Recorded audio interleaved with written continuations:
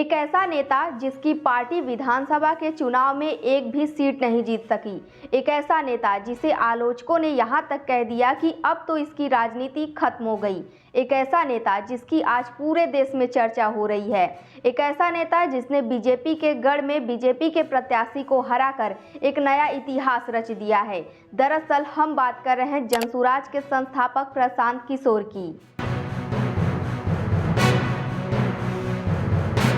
प्रशांत किशोर ने बीजेपी के सबसे मजबूत गढ़ में जीत का झंडा गाड़कर एक नया इतिहास बना दिया है। आखिर बिहार की राजनीति में प्रशांत किशोर की इतनी धमाकेदार वापसी कैसे हुई, आइए जानते हैं। बिहार की राजनीति में अगर इस वक्त किसी नेता की सबसे ज़्यादा चर्चा हो रही है तो वो हो रही है प्रशांत किशोर की। लेकिन इसके कुछ महीने पहले हालात बिल्कुल अलग थे। 2025 के बिहार विधानसभा के चुनाव में प्रशांत किशोर की पार्टी जनसुराज एक भी सीट नहीं जीत पाई। कई सीटों पर प्रदर्शन इतना खराब रहा कि आलोचकों ने यहां तक कह दिया कि प्रशांत किशोर की राजनीति अब खत्म हो चुकी है। लेकिन असली कहानी यहीं से शुरू होती है। हार के बाद प्रशांत किशोर ने न तो चुनाव आयोग पर सवाल उठाए, न ही ईवीएम को दोष दिया। उन्होंने लगातार जनता के बीच रहकर संगठन को मजबूत करने और अपनी रणनीति को सुधारने पर काम किया। यही वजह रही कि कुछ ही महीनों बाद बांकीपुर उपचुनाव में उन्होंने ऐसा उलटफेर किया जिसकी किसी ने कल्पना तक नहीं की थी। बांकीपुर को बीजेपी का सबसे मजबूत गढ़ माना जाता है, लेकिन इस बार के चुनाव में प्रशांत किशोर ने न केवल मुकाबला किया बल्कि एक बड़े वोटों के अंतर से जीत दर्ज कर अपनी पार्टी को पहली चुनावी सफलता दिलाई। इस जीत को बिहार की राजनीति में बड़ा मोड़ माना जा रहा है।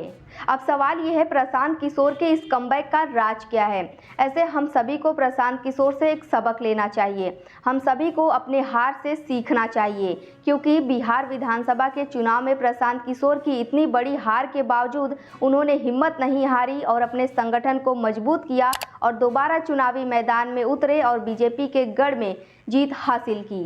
प्रशांत किशोर अभियान की शुरुआत से ही उन्होंने बिहार के गांव-गांव तक पहुंचने की कोशिश की।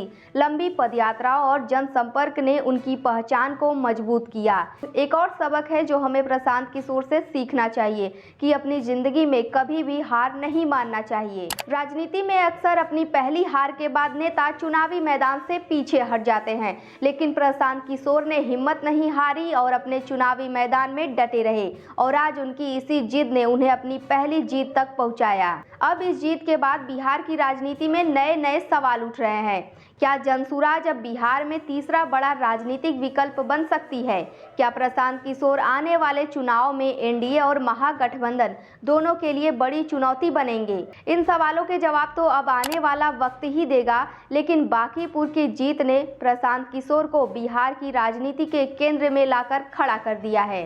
तो दोस्तों, आपको क्या लगता है? क्या प्रशांत किशोर का ये कमबैक बिहार की राजनीति में नई शुरुआत है या केवल एक उपचुनाव की जीत? कमेंट करके हमें अपनी राय जरूर बताइए।